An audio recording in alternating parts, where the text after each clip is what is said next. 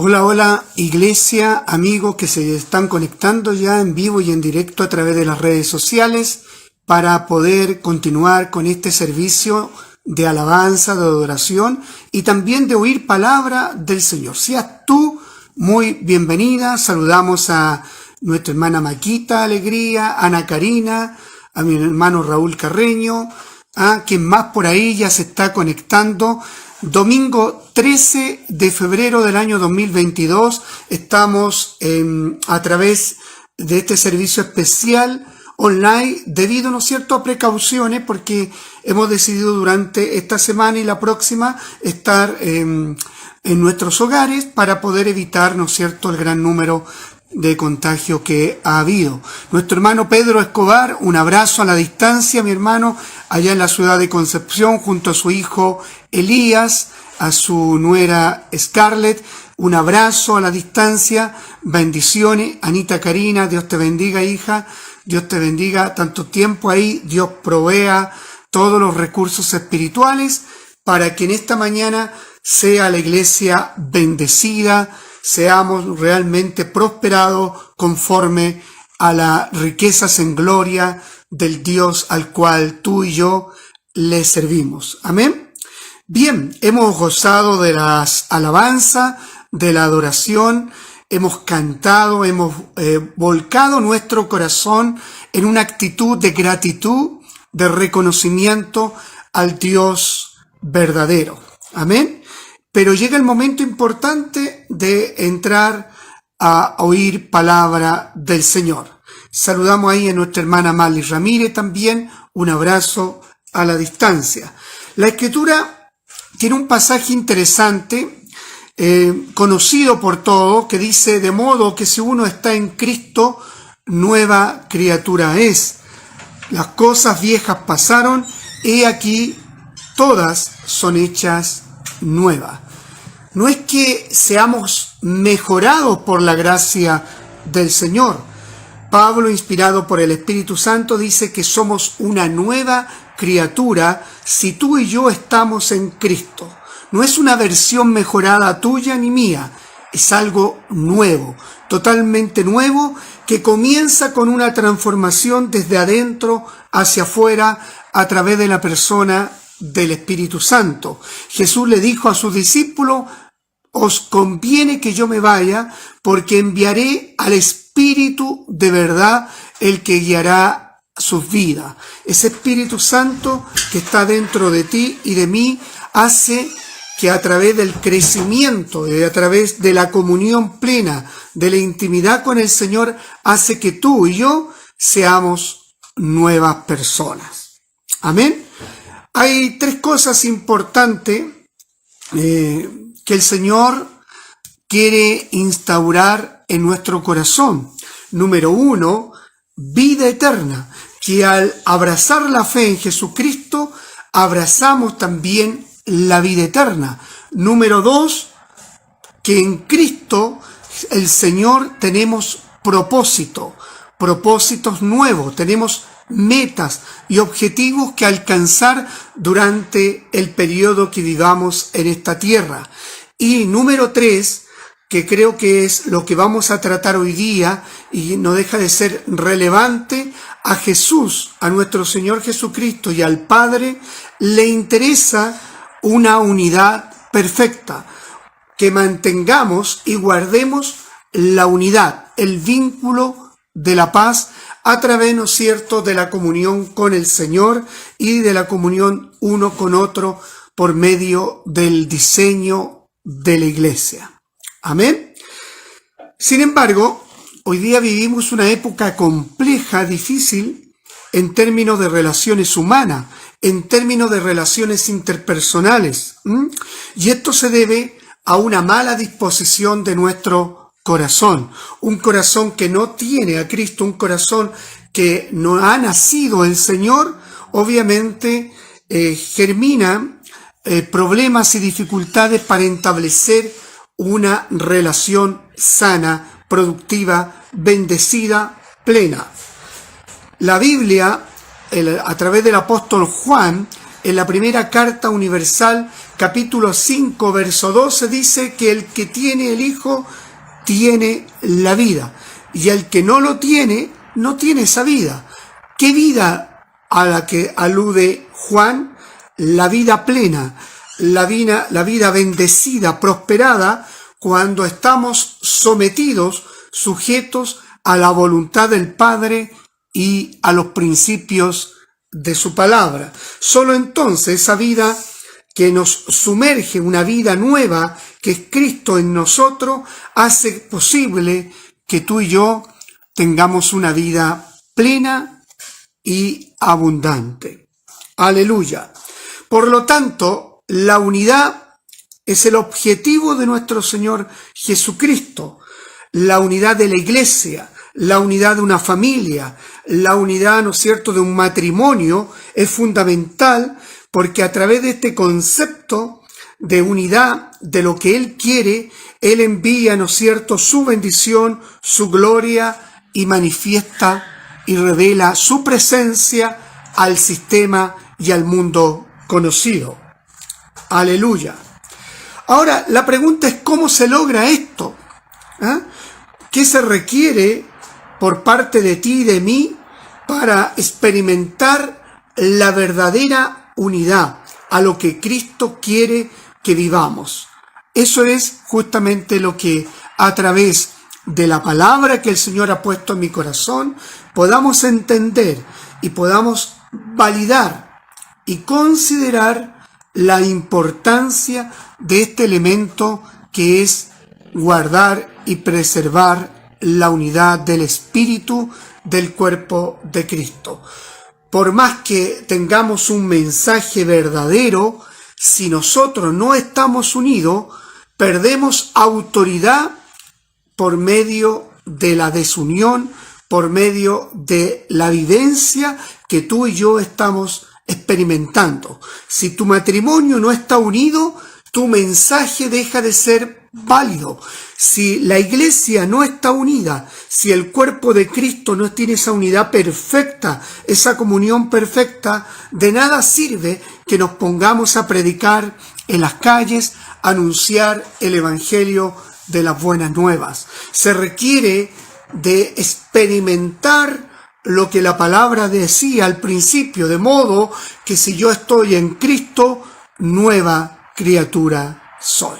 Oremos al Señor para oír la palabra en esta mañana, para que nuestro corazón esté preparado y el Espíritu Santo atraviese toda dureza, despierte toda conciencia que está adormecida y provoque el Espíritu vida y provoque libertad en esta mañana.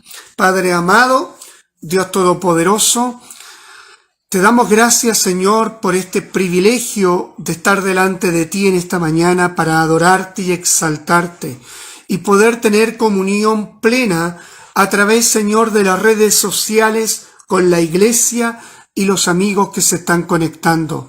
Señor, permite que tu palabra sea soltada, sea predicada y enseñada conforme al diseño tuyo, conforme a la potencia de tu reino, para que, Señor, ella nos liberte, nos fortalezca, nos anime y nos saque, Señor, de todo error doctrinal en esta mañana. Que tu glorioso Espíritu Santo pueda provocar el milagro y el secreto divino de permanecer como un solo hombre y una sola mujer, en un solo espíritu, para que tu pueblo, Señor, tenga un mensaje vivo, eficaz y consolidado a través del Evangelio. Habla a tu pueblo en esta mañana. Ministranos, Señor, por medio del poder de tu palabra, revelando, Señor, los recursos espirituales que necesitamos para poder preservar la unidad del cuerpo de Cristo. Bendice a tu iglesia en el nombre del Padre, del Hijo y de tu Santo Espíritu.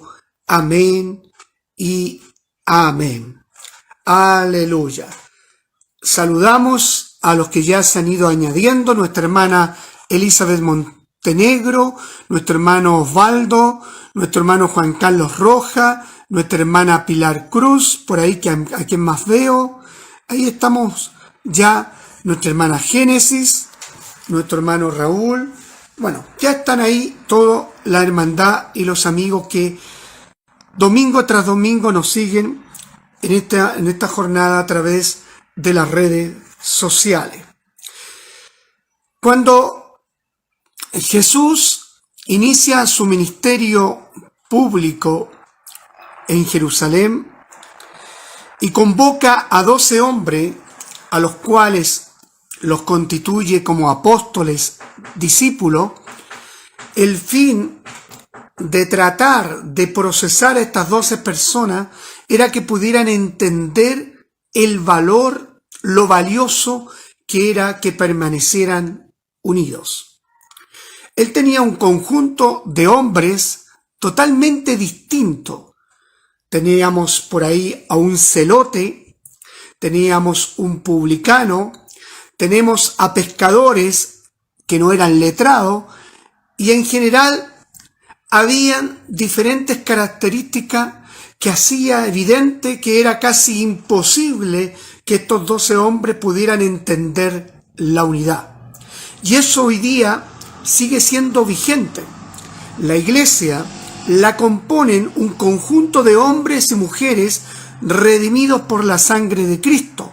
Pero este conjunto de hombres y mujeres tan distintos, tan diferentes, socialmente, culturalmente, de cultura, de pensamientos distintos, se produce el efecto milagroso a través de la persona del Espíritu Santo, que pretende, a través de la fe, a través de la gracia y a través de estar en Cristo, el milagro de ser uno en el Señor. Tenemos un Padre, tenemos un Espíritu.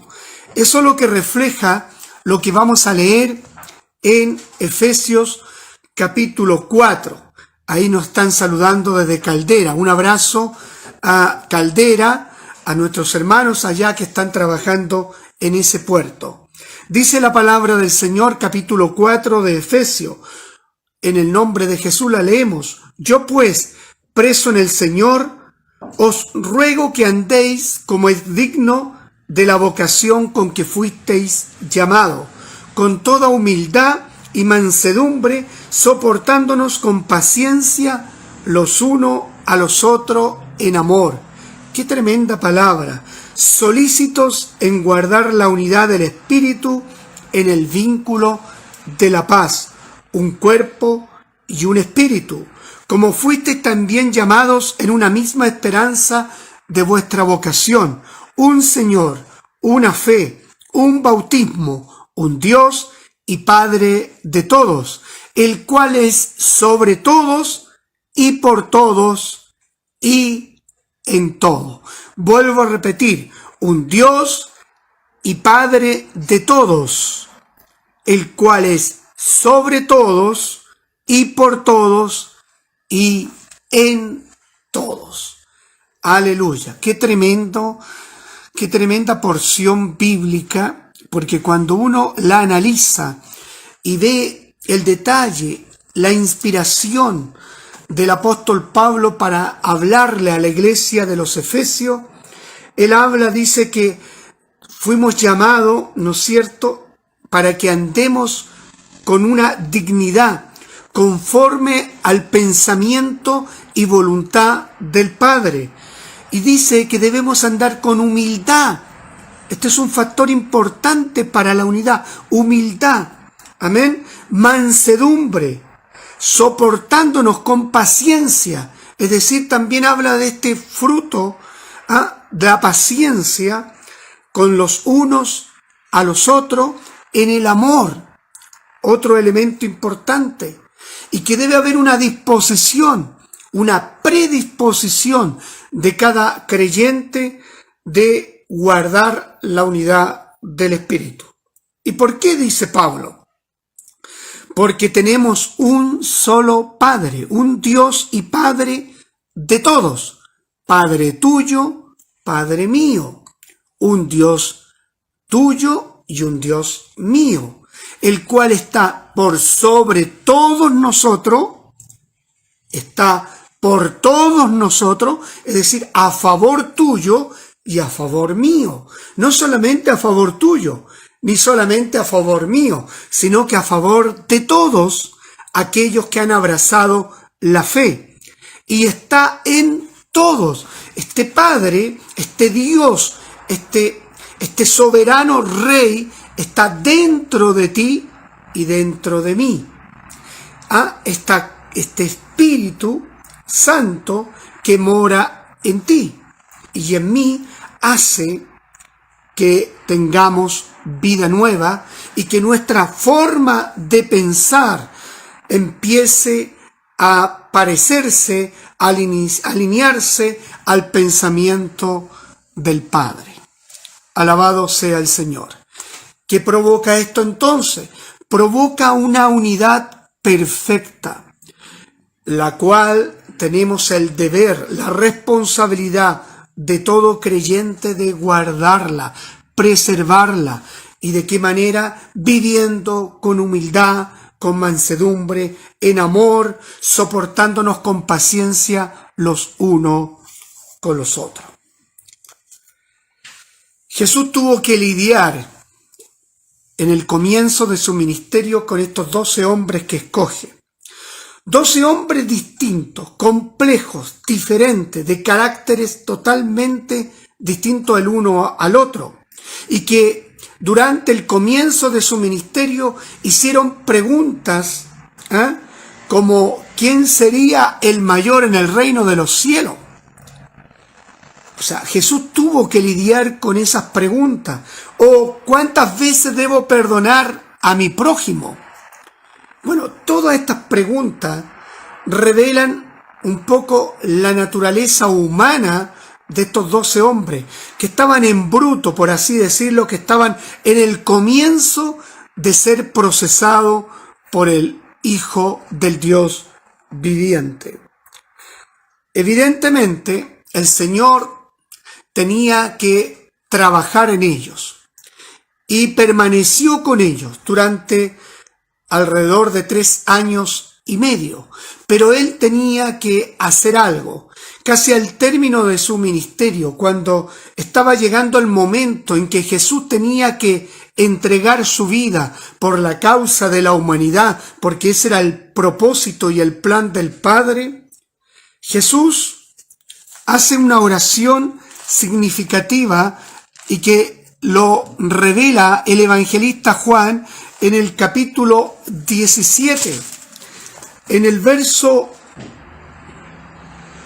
21, en esta oración en la cual sellaría uno de los propósitos fundamentales del Padre con la Iglesia, que es guardar la unidad. Y ora Jesús al Padre diciendo lo siguiente: para que todos sean uno, como tú, oh Padre, en mí y yo en ti, que también ellos sean uno en nosotros, para que el mundo, escucha, para que el mundo crea que tú me enviaste. O sea, esa unidad perfecta, esa unidad que tenemos que guardar, esa unidad que tenemos que provocar también y mantenerla en el tiempo, tiene un propósito: que el mundo crea que tú enviaste a tu Hijo Jesús a la tierra. La gloria que me diste, yo les he dado, para que sean uno, así como nosotros somos uno. Aquí, ¿qué está diciendo Jesús? Así como el Padre, así como el Espíritu Santo y así como Jesucristo son uno. Es una unidad completa, perfecta, consolidada, que no tiene ningún asidero que llegue a faltar nada, porque es completa y perfecta. Así Él quiere que tú y yo, la iglesia del Señor, seamos uno. Dice luego en el verso 23 del capítulo 17 de San Juan: yo en ellos y tú en mí, para que sean perfectos en unidad. Aleluya, para que el mundo conozca que tú me enviaste y que lo has amado a ellos como también a mí me has amado. Alabado sea el Señor. ¿Qué importancia tiene la unidad para el Padre? ¿Qué importancia tiene la unidad para el Espíritu Santo? ¿Qué importancia tiene la unidad para Jesucristo? La unidad del cuerpo de Cristo, siendo diferentes miembros, pero somos parte de este cuerpo glorioso, de este organismo vivo llamado Iglesia. Nosotros no somos mejores que los apóstoles.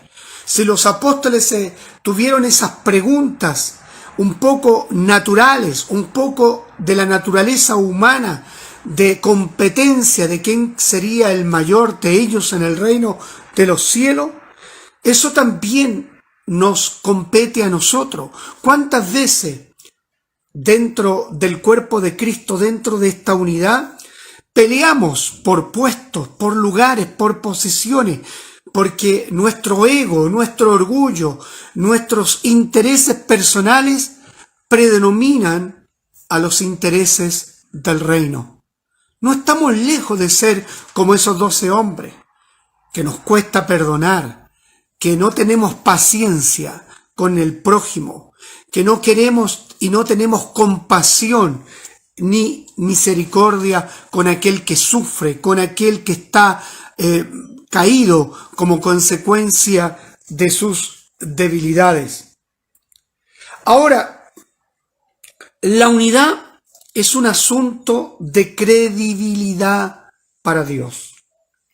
Nuestro mensaje, es decir, lo que tú y yo hablamos acerca del reino de Dios, puede ser tremendamente verdadero, pero ante el sistema, ante el mundo, porque el mundo necesita ver cosas concretas, y si el mundo no ve la unidad de la iglesia, no ve la unidad del matrimonio del creyente, no ve la unidad de la familia de la cual eres parte tú y yo, no tiene el mensaje ningún valor ni autoridad, porque estamos hablando algo que no estamos experimentando y viviendo. Por eso yo partí diciendo que hay 3 cosas importantes para Dios, para el Padre, para el Espíritu Santo y para Jesús. Que tú y yo entendamos la vida eterna, que es lo que consiste la vida eterna. Que tú y yo, número 2, entendamos que vivimos para un propósito eterno, para un plan que diseñó Dios para ti y para mí. Y número 3, que debemos experimentar y mostrar diariamente una consecuencia con el mensaje, la unidad de la iglesia, la unidad de la familia, la unidad del matrimonio.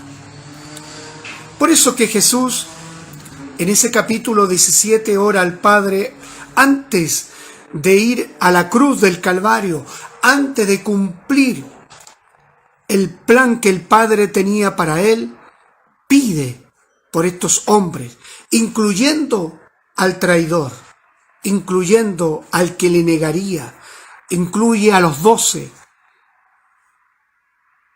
apóstoles. Sin embargo, el acto que sirvió como plataforma de esta oración del capítulo 17 se localiza poco antes en el Evangelio de Juan, específicamente la noche en que fueron reunidos por Jesucristo los 12 y vivieron la última cena. Capítulo 13, quiero que vayamos al capítulo 13 del Evangelio de Juan. Jesús no solamente dice algo en esta historia, sino que hace algo extraordinario y que deja perplejo a los 12 apóstoles. La Escritura dice lo siguiente: antes de la fiesta de la Pascua, Sabiendo Jesús que su hora había llegado para que pasase de este mundo al Padre, como había amado a los suyos que estaban en el mundo, los amó hasta el fin. Nótese, los amó hasta el fin. Y cuando cenaban, como el diablo ya había puesto en el corazón de Judas Iscariote, hijo de Simón, que le entregase, sabiendo Jesús que el Padre le había dado todas las cosas en sus manos y que había salido de Dios y a Dios iba, se levantó de la cena, se quitó su manto y tomando una toalla se la ciñó. Luego puso agua en un lebrillo y comenzó a lavar los pies de los discípulos y a enjugarlos con la toalla con que estaba ceñido. Entonces vino a Simón Pedro, y Pedro le dijo: Señor, ¿tú me lavas los pies? Porque le pareció extraño. Respondiendo Jesús y le dijo: lo que yo hago, tú no lo comprendes ahora, mas lo entenderás después. Pedro le dijo: no me lavarás los pies jamás. Jesús entonces le responde: si no te lavare, no tendrás parte conmigo. Le dijo Simón Pedro: Señor, no solo mis pies, sino también las manos y la cabeza. Pero mira lo que le dice Jesús: el que está lavado no necesita sino lavarse los pies, pues está todo limpio, y vosotros limpios estáis, aunque no todos, refiriéndose a Judas, porque sabía quién le iba a entregar, por eso dijo: no estáis limpios todos. Así que después que les hubo lavado los pies, tomó su manto, volvió a la mesa y le dijo: ¿sabéis lo que os he hecho? Vosotros me llamáis maestro y señor, y decís bien, porque lo soy.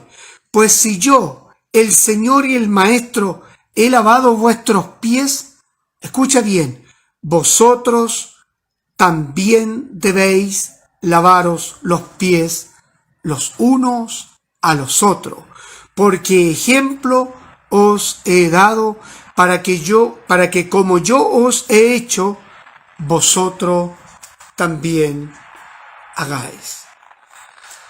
Bendito sea el Señor.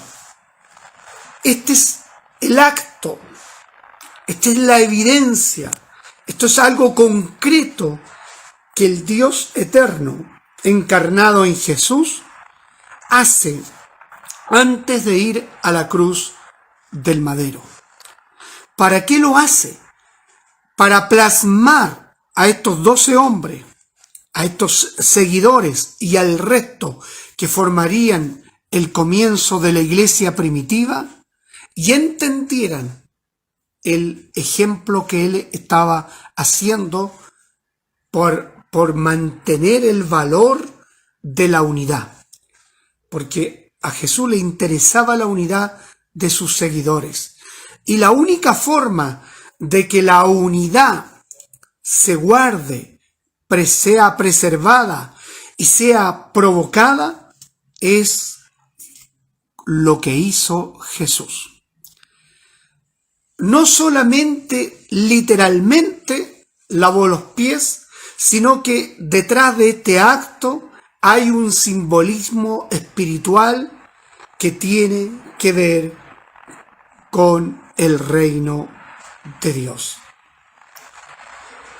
Fíjate, para poder entender este pasaje yo debo entender la historia, el contexto de lo que significa lavar los pies para los judíos.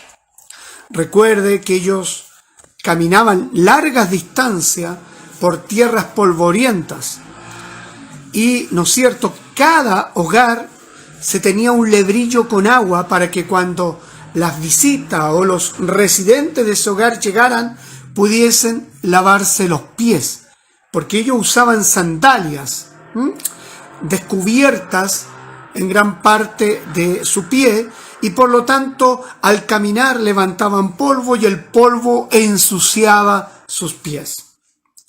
Al sentarse a la mesa la familia judía, se sentaban, ¿no es cierto?, en el suelo.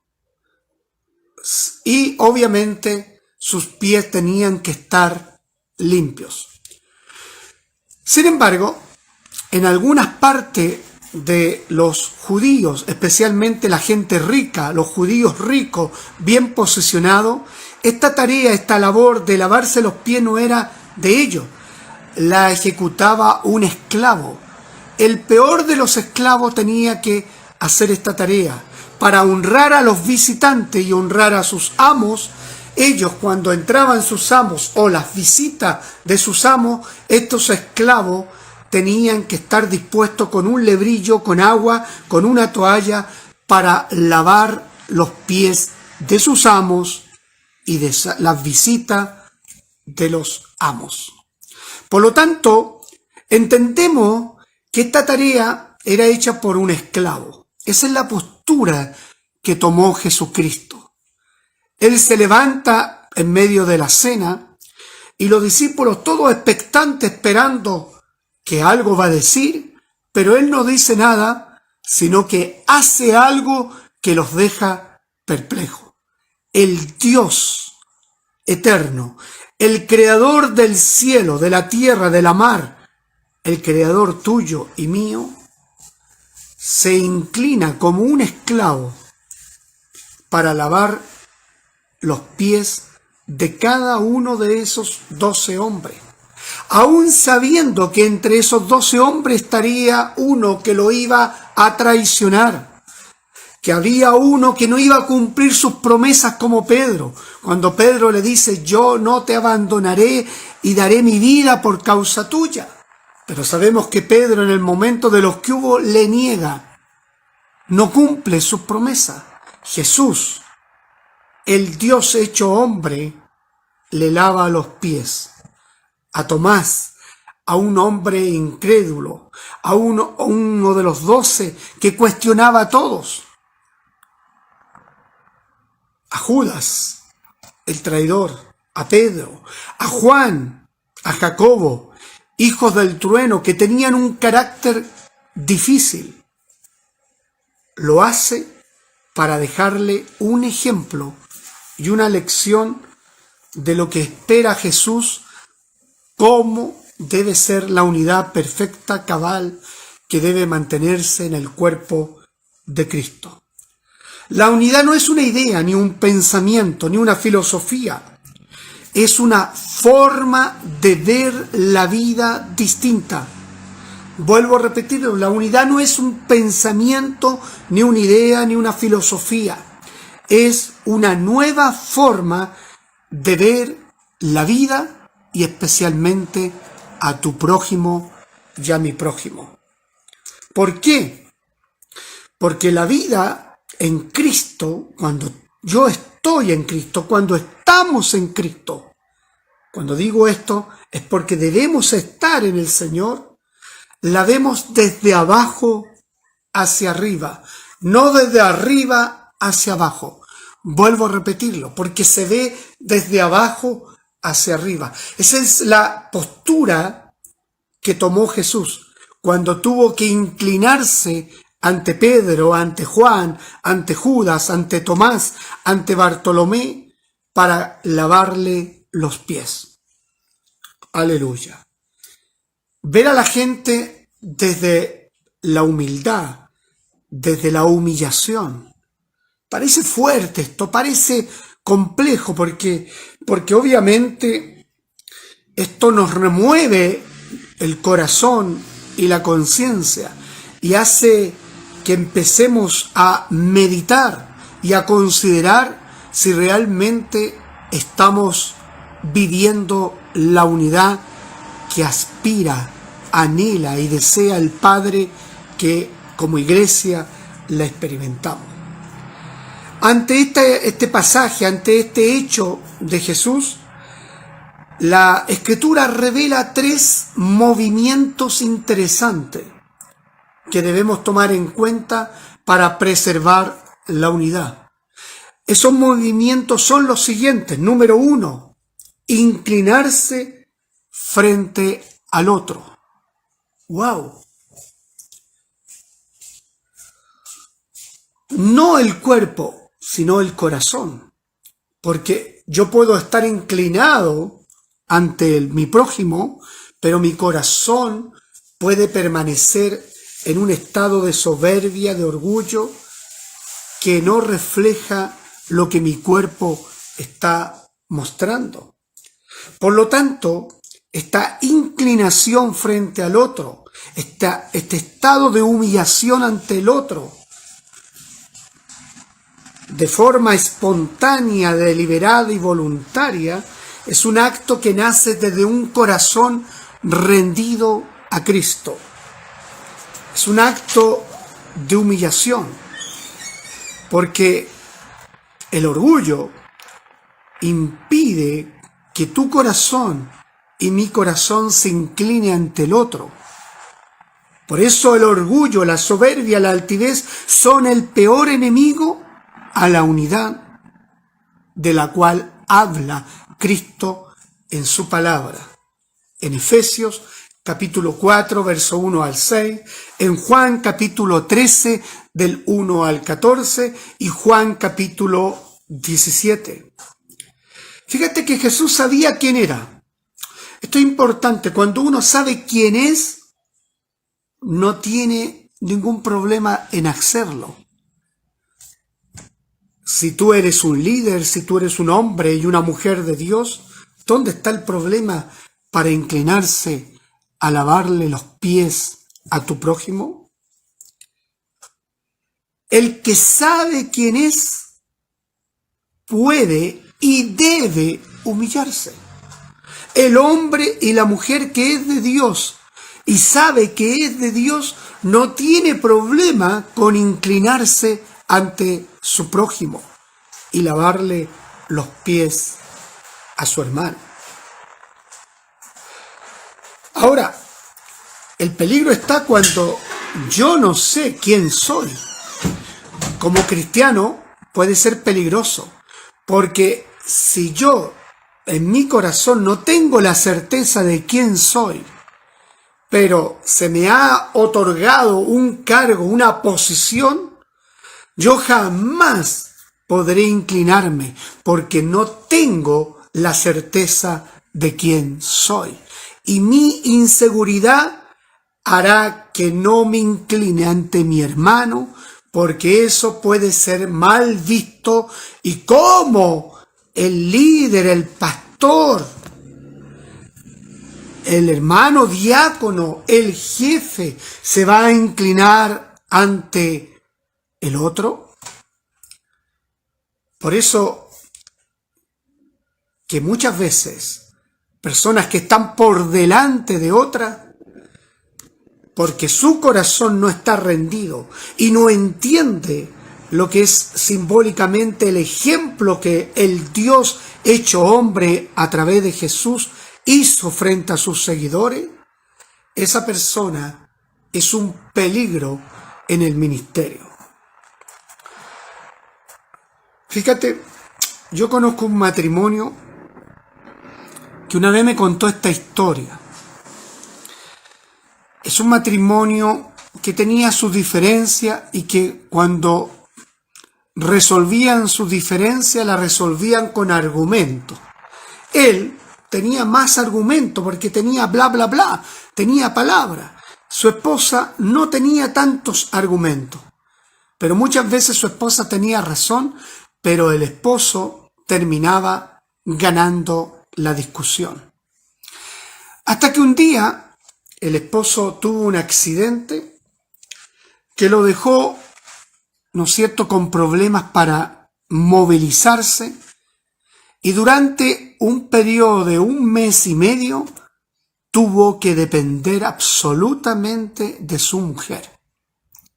En ese 1 mes y medio, ese hombre dependió absolutamente, físicamente, emocionalmente, en todos los aspectos de la mujer que tenía. Hasta el baño tenía que llevarlo, tenía que limpiarlo, tenía que asearlo, tenía que darle de comer, tenía que acompañarlo, ¿no es cierto?, junto con el kinesiólogo para que recuperara fuerza en sus músculos. Pero durante ese tiempo ese hombre fue humillado. Fue humillado por esa circunstancia, pero aprendió el valor de su esposa, de la mujer que tenía a su lado. Porque muchas veces, cuando él argumentaba y ganaba, claro, ganaba esa discusión, pero perdía el corazón de su mujer. A veces eso nos pasa, queridos hermanos, querida iglesia. A veces, por no dar nuestro brazo a torcer, por ser soberbio, orgulloso, altivo, ahí parado en la tosudez, no vemos el valor del corazón de las personas que están a nuestro lado, que te aman, que nos cuidan, que están ahí para atendernos. Dios nos ayude, porque la pregunta es esta: si tú no te humillas, sí o sí Dios te va a humillar en algún momento de tu vida. Si tu corazón está prendido del orgullo, la altivez y la soberbia, Dios es perfecto, el maestro perfecto para destruir toda soberbia, toda altivez y toda orgullo. La unidad requiere humillación por amor. La unidad de la que habla la palabra, esa unidad perfecta y completa, requiere humildad en el amor y humillación en el amor. Por lo tanto, número 1, inclínate ante el otro sin cuestionar el por qué lo haces, sino el para qué lo haces. Eso es lo importante, no el por qué tengo que hacerlo, el para qué. Qué efecto hermoso de honra, de gloria va a traer ese gesto. Número 2, Jesús pudo ver correctamente la suciedad de sus 12 discípulos. Número 2, por lo tanto, el segundo principio es ver correctamente la suciedad de tu hermano, de tu prójimo. Amén. Fíjate que Jesús le dice a Pedro: Pedro, hoy día no entiendes lo que estoy haciendo, pero lo comprenderás después. Entonces Pedro contraviene la voluntad de Jesús, le dice: jamás me lavarás los pies. Jesús entonces le contesta: si no te lavo los pies no tendrás parte conmigo. Pero luego le dice, además, ante la pregunta de Pedro entonces, cuando entiende que no quiere perder esa comunión porque su corazón está unido al corazón de Cristo, porque Pedro amaba a Jesús, tenía debilidades, imperfecciones, errores, los tenía, como todos los seres humanos. Y fíjate cómo contesta Pedro cuando Jesús le dice: si no hago esto no tendrás parte conmigo. Pedro le dice inmediatamente: lávame completo, la cabeza, los pies, las manos, todo. Pero Jesús logra visualizar correctamente que Pedro necesitaba solamente lavarse los pies, no completo. ¿Por qué? Porque su corazón era distinto a sus pies. Pedro tenía un corazón correcto ante Jesús, pero sin embargo tenía sus pies sucios. ¿Qué significa esto? Que tú y yo, cuando lidiemos, tratemos con nuestro hermano en la fe y vemos sus debilidades, sus errores, sus mal proceder, seamos capaces de ver también su corazón. A veces hay una mala palabra, un mal pensamiento, un mal chiste, una mala idea que nace de ti y de mí. Y nuestro prójimo inmediatamente nos juzga y nos condena como ser completo y nos dice: este no sirve para esto. Sin embargo, no logramos visualizar que el problema está en nuestros pies, en algunas actitudes erradas que debemos cambiar a través del amor, de la gracia, de la compasión y de la misericordia del Señor, por medio tuya y mía, al lavarle los pies a nuestro prójimo. No solamente le lavo los pies para honrarlo, sino que le lavo los pies para limpiar por medio de la gracia que está en ti, de la verdad que está en ti y en mí, a través de un consejo, de una exhortación llena de bondad, de amor, de gracia y de sabiduría. Amén. Jesús supo distinguir el corazón de Pedro, pero también supo distinguir el corazón de Judas. Porque dijo Jesús: vosotros estáis limpios, aunque no todos.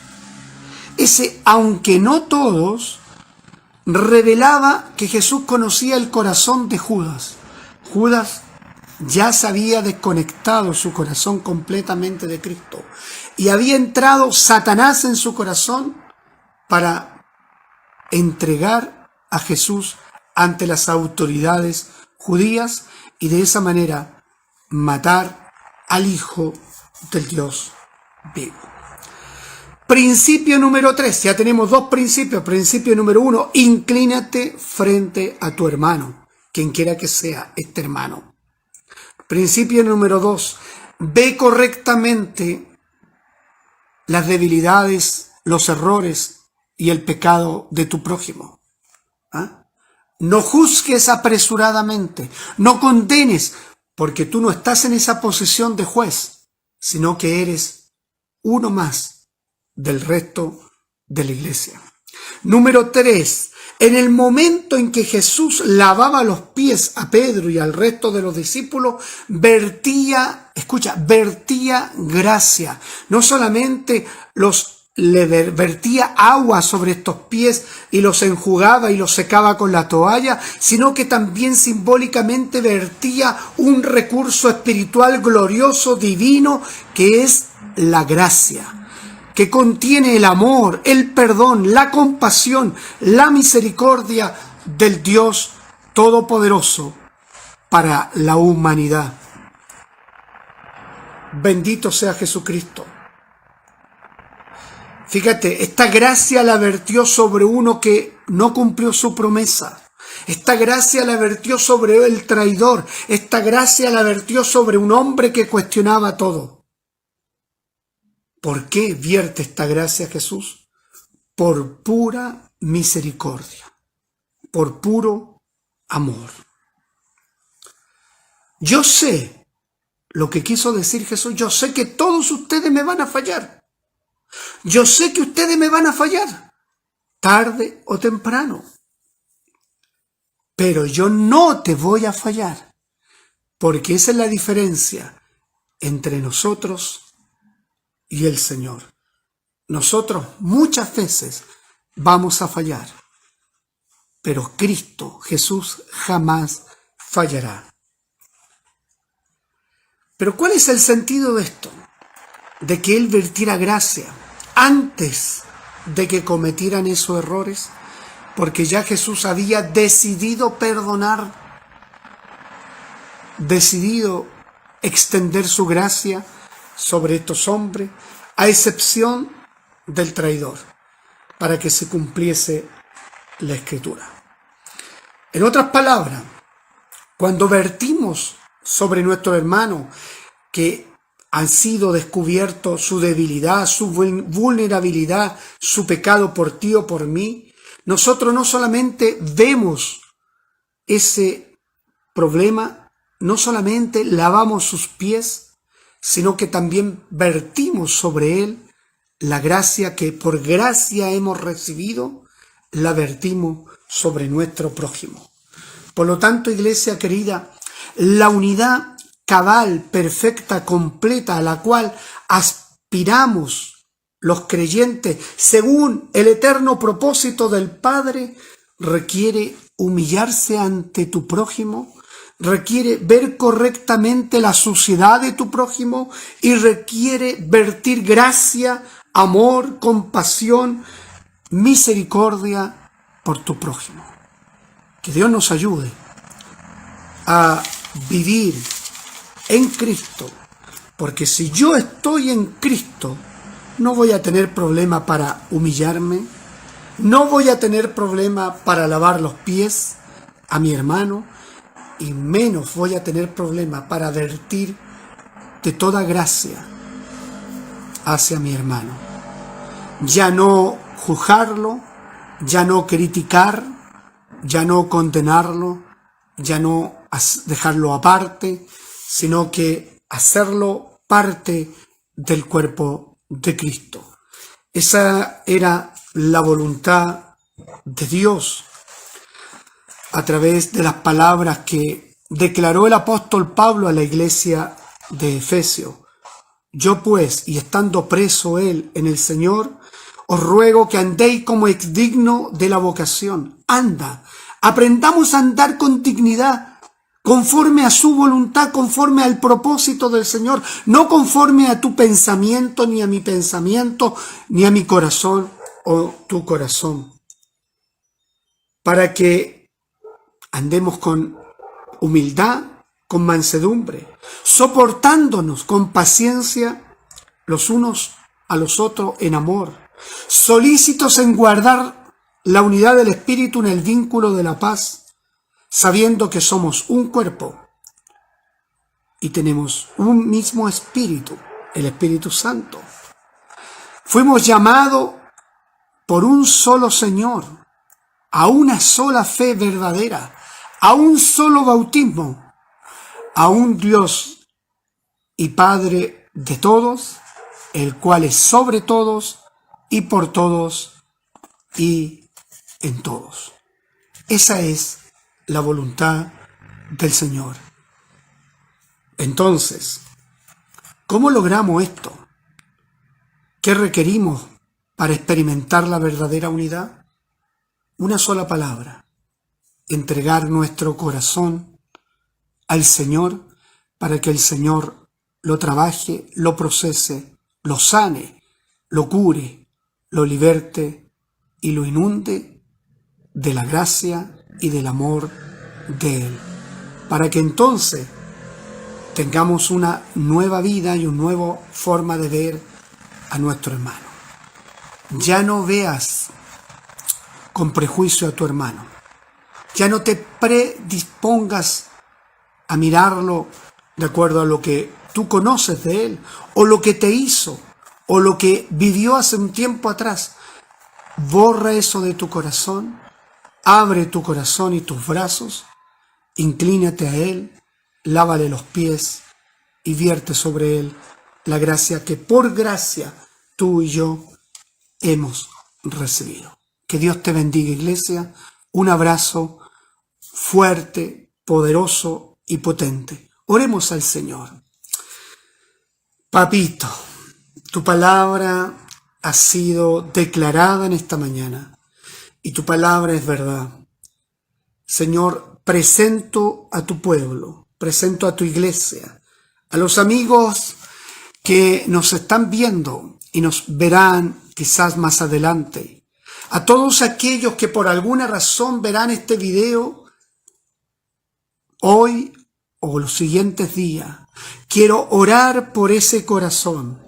Quiero orar en el poder de tu Espíritu Santo para que tú puedas vertir toda gracia del cielo sobre esos corazones compungidos, quebrantados, rotos, como consecuencia de una mala disposición del corazón de tu pueblo. Señor, trae a la luz, trae al corazón de este pueblo tu verdad de tu palabra, para que tu reino pueda establecerse en cada uno de nosotros y podamos realmente vivir en Cristo y ser una nueva persona, para que desde esa perspectiva miremos a la gente, desde esa condición veamos a las personas. Como tú miraste con ojos de compasión a las multitudes, porque estas multitudes eran ovejas sin pastor. Ayúdanos, Señor, a ser puente, a ser, Señor, piso, a ser, Señor, el medio que tú uses para alcanzar por misericordia a la humanidad que falta al propósito eterno. Señor, ministranos profundamente en lo secreto y en lo oculto de nuestro corazón, para que pueda salir a la luz todo lo que empaña tu gloria. Libértanos, Señor, de la forma de ser, de la forma de pensar y de la forma de proceder incorrecta con nuestro prójimo.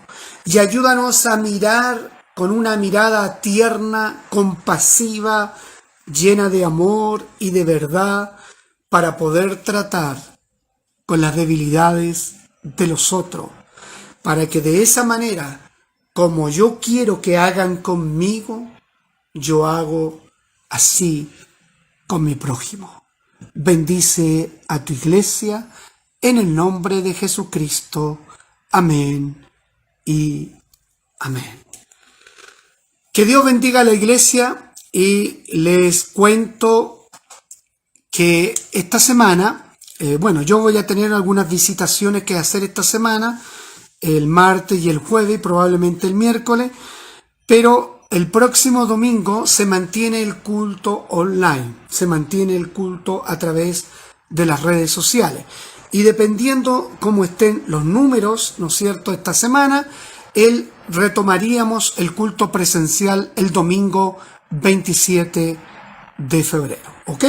Así que Dios te bendiga, acuérdate de la ofrenda, aunque tengamos culto online, hay ofrenda, y también pagar nuestros diezmos. Amén. La ofrenda a la cuenta RUT de la hermana tesorera, de la hermana Sofía Donoso Duarte. Por ahí ella va a colocar el número de RUT, 12 millones, algo y tantos, no sé, 696, 176 o 176, 696. Si rápidamente Sofía pone ahí su RUT, porque se me olvidó, ahí también acuérdese de cumplir el compromiso con el arriendo, con el arriendo que algunos hermanos se comprometieron a fin de mes. Estamos pasados, ahí está el RUT de nuestra hermana, 12.176.696-5. Amén. Y los diezmos, ahí se comunica con el pastor para que el pastor le dé la cuenta bancaria. Amén. Dios te bendiga, tengas un domingo prosperado. Saludo a Carol, allá a Puerto Varas, Carol Escobar. Dios te bendiga. Mi hermana Sofía Donoso, mi hermana Génesis, Carlito Cerecea, que está en la Ligua parece. Todos sean bendecidos. Y también un saludo especial a nuestro hermano Francisco por Araya, por aportar y trabajar en el ministerio a través de colocar las alabanzas tempranas. No es fácil, ahí está atento él para colocar las alabanzas. Un abrazo, que Dios te bendiga. Nos vemos. Chao.